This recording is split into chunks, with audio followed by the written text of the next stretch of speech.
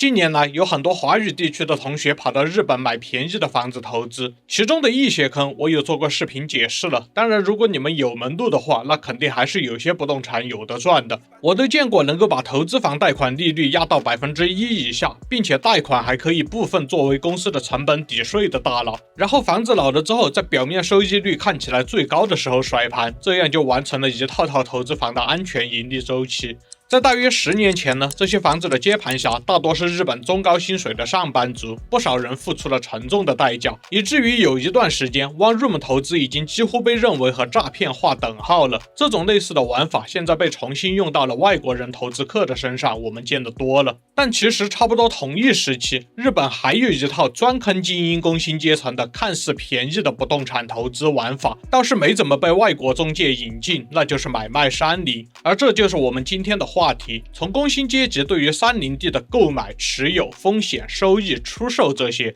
其实能够更了解日本这些10亿以下的中低价格金融投资套路。这里是花散里，喜欢这样的内容，别忘了先点赞订阅哦。在21世纪初，日本出现了一小股露营热潮。当时的露营地一天的消费大概会花1万日元，包括了露营地入场费和管理费。真有了这个爱好，每周都去的话，其实消耗还是不小的。而买一块山地大约只需要几十万日元。关东买一块足球场大小的山地，大概也就100万日元。一般这种山地都是继承自父辈，但是现在的地主已经在城市里做工薪族了，既没有时间打理，又要付资产税，所以会便宜卖掉。当然，这种资产税并不重，就一个足球场大小的话，可能也就1年2-3千日元这样。然后很多地方自治体都设置了1年2-3万日元以下时免征，所以这种山林一般都疏于打理，买的可不会像露营地一样井然有序，而是需要先开垦、伐木、除草这些。一般来说会买地的人也是看过土地实际情况就是了，所以这里基本没什么坑。总之，想要让山林地对地主产生价值，初期投资可不仅是买地的成本。如果要雇人做这些事情的话，那工钱可不比买地的成本低。因为这种未开发的山地，开垦时不仅要考虑处理草木的劳动力，还必须要考虑抵挡地上的荆棘、水里的水蛭，还有天上的蚊子和蜜蜂。即使是带了伐木机和除草机，2-3个周末还真未必能搞得下来。如果作业人数太少的话，甚至可能不足以喝退大型动物。遇上有敌意的熊、蛇、野猪之类的话，那可就不是开玩笑的了。其实提供专业山林开发服务的公司并不多，而且收费非常的贵，因为这真的是一件需要专业的事情。但是买山热潮刚起来的时候，很多日本人没有意识到这一点，就选择自己来干，或者雇佣一些干杂活的工人来搞，然后就会出现新的更大的危机。非专业开拓的山地遇上下雨天，可能就会出现山体滑坡，运气好的话只是造成道路淤积。然后日本地方政府一般都是很穷的，没有什么人手，如果不是重要路段的话，清淤工作可能会搞2-3个月。能被便宜买下来的山地，基本上面这些底buff都是会占满的，做好每次下大雨都要封闭2-3个月的准备吧。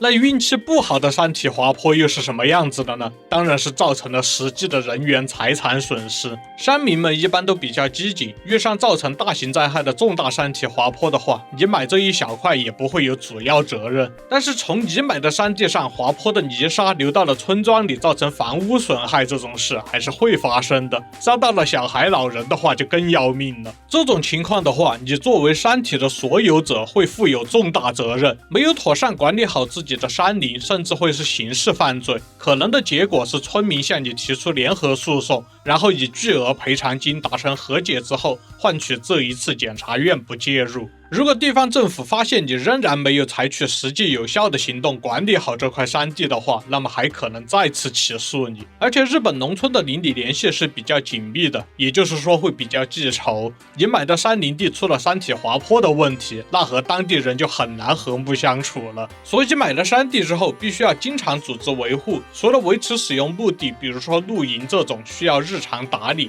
防止山体滑坡的防护措施也需要定期加固，还有就是需要保持基本的通行能力。如果出现了事故灾害，救援人员或者是维修队却因为你的山林完全没有除草伐木而被卡住的话，那也会有事故责任。总之，当你在日本买这块山林地的时候，虽然买的时候会觉得价格出奇的低廉，但是相对于资产本身的价格而言，持有的成本却很高。就像风险越大的债券折价越低嘛。而且在大体不允许改变土地属性的基础上，其实能够获益的方法也不多。甚至相关论坛上，大家开玩笑说，最大的收益机会就是电网呀、NTT 之类的。如果在你的土地上修个塔就好了，维护费也能省不少，还能收地租。地再大一点的话，可以去找公司商量租你的地放太阳能发电板。但是这种需要自然条件本身就很好，如果周围都是保护森林地的话，那就没得谈了。不过呢，小刀割肉虽然难受，但是还能承担得起。就当做自己的露营地被固定了，想到资产还在自己手上，应该心态也还好。但是日本的这些个人不动产投资，通常卖的时候的大砍一刀才是最难受的。好吧，其实能被大砍一刀的，都算你买到真正有价值的土地了。更多的情况是在土地中介一段尴尬的寒暄之后，告诉你结论啊，这块地恐怕卖不出去了，所以我就不跟你说预估成交价格了。那为什么这么难卖呢？投资论坛中有3个高票原因，其一是这个市场本身就很小。大部分人想卖的山林地就是自己第一次购买的这种土地。实际上，一般的日本人充其量也就是知道很多山里都是一块一块的私有地可以买卖，但是从来没有认真考虑过真的去参与这个市场。所以山林地本身就很难卖。10几年前的那次露营和户外活动的热潮，就是造成了这种小块山林地的成交高潮期。结果后来大批人因为管理困难想要脱手时，又发现根本没有人愿意接手。而且是越拖越没有办法脱手，就它明明是土地，但是搞出了老房子的效果，持有越久，折价越多，还越难卖。其实大家在回忆自己怎么买到的山林土地时，一半多都说并不是通过中介公司，而是通过熟人介绍，可见从一开始这就是没什么市场的商品。第二个原因是太多素人买家没能按照规定照顾自己的土地，或多或少的发生过滑坡堵塞山路呀、威胁村庄呀之类的事情。虽然很多地方政府的规定中都是，如果地主进行了恰当的防灾措施，还是发生了事故，并且地主及时妥善对应的话，地方政府应该替地主承担灾害的责任。但事实就是，很多土地反而是被这些没有山林投资经验的人给买了。经常是事故发生之后，发现他们在土地上还真就没有设置护坡土墙，这就会带来2个非常严重的资产贬值因素。一个是发生过事故的山林地会被认为是容易发生危险的土地，而价格大跌。这些土地本来就便宜，所以直接就没人要了。其二是因为这块土地和当地村民之间有过了摩擦，这就导致即使是专业开发山林的投资者看上了这个位置，也会因为担心开发成本变高而寻找其他的土地。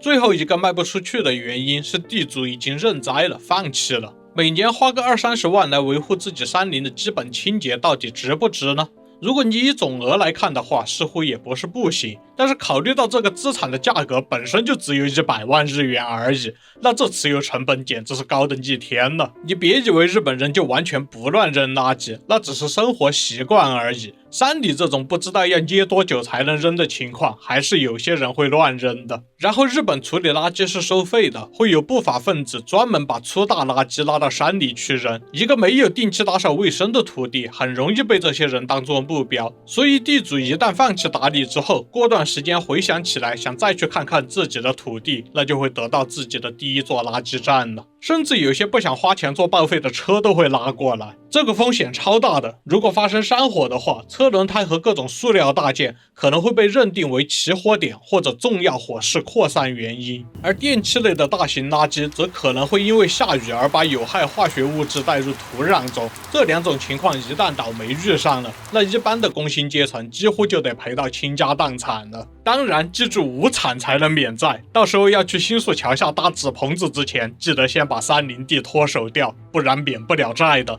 总之，如果已经是垃圾场了的话，地主最符合流程的做法是先把现有的垃圾清理掉，然后向当地警方报警追查，并且请求定期巡逻。之后就要自己养成定期清洁土地的好习惯，但是这样就成了继续持有负资产的，那该出手时还得出手。实在是没有人买的话，其实也可以捐赠给当地政府或者是公益组织，尤其是地方政府可能握有周围的土地，对他们来说，即使多一小块，持有成本也不会明显提升。但是相对的，地方政府一般是不会接没有经济价值的土地的。那最后的选择就是找山林回收公司。是的，有专门来赚这个钱帮你解套的，跟回收40-50年老房子的那些公司一样的嘛。至于他们回收之后要怎么处理就不知道了，可能会集合开发，也可能囤积起来当做保险用，也可能找个外国中介拿去坑外国人吧。总之，即使是有过灾害记录，现在又堆满了垃圾的最没有人愿意接手的土地，也可以一次交给他们。一块100万左右买来的土地的话，大概只需要你给他们70-80万就可以让他们接手了。你看还打折了，多良心呀！都看到这儿了，别忘了点赞、订阅、热推和硬币哦。我们下期再见。